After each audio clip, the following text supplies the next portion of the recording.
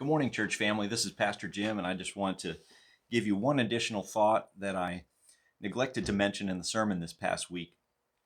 We've been looking at the book of Colossians and how the theme of the book of Colossians is that Jesus is supreme and sufficient. And so, as Christians, we don't need to add anything to Jesus' work. We don't need to seek elsewhere for any other spiritual visions or ideas other than what God has given us in Jesus Christ for our relationship with God. Paul states that clearly in Colossians chapter 2, verses 9 and 10. For in him, in Christ, the whole fullness of deity, all the fullness of God dwells bodily. And you have been filled in him, who is the head of all rule and authority. We have been given fullness in Christ, and the false teachers in the city of Colossae wanted to find spiritual fullness in things other than Jesus. So Jesus is essential and sufficient for our relationship with God as individuals. But there's a companion truth to that I neglected to mention, and that is that even though we have everything we need in Jesus Christ for our relationship with God, God has designed us to walk together and grow in our relationship with God alongside one another, to lock arms with other believers and to give one another encouragement. There are about 30 different one another commands in the New Testament. Forgive one another, confess your sins to one another, pray for one another, admonish one another, encourage one another, exhort one another. And so this book we've been reading for our membership class, Rediscover Church, has a really good description of why the body of Christ, why the people of God need one another. And in this chapter, the authors are talking about the church being a different kind of community, not just a group of people with common interests or similar views on cultural ideas or music or art or things like that. He writes, this kind of community, this fellowship of different people united by Christ alone, is what we need to rediscover in the church. And it's the kind of community that gets noticed by the world.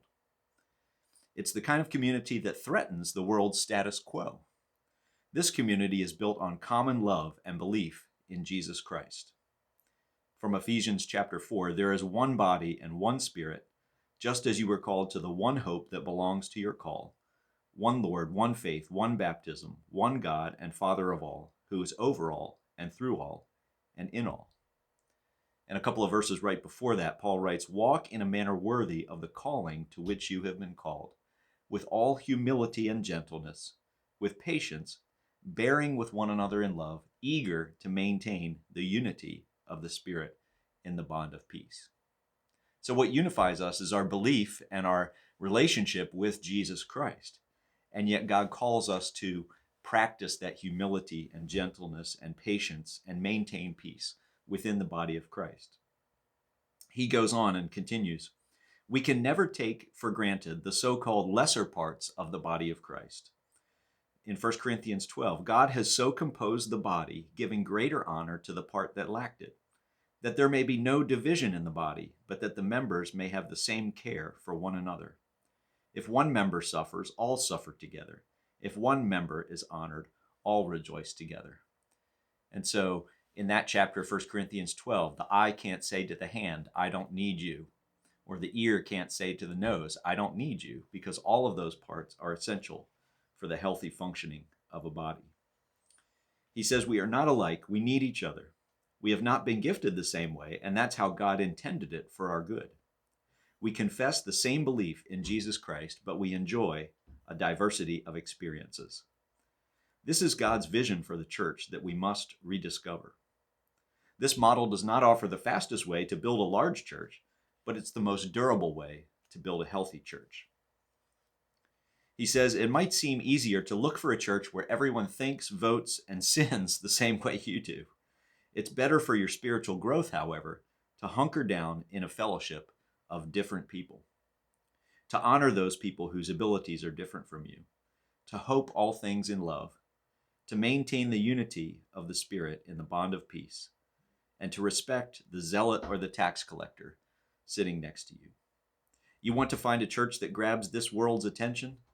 Find a church that looks like the world to come.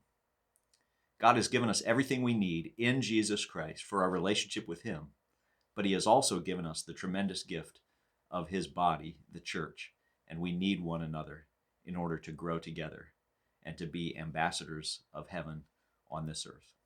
God bless. Have a great day.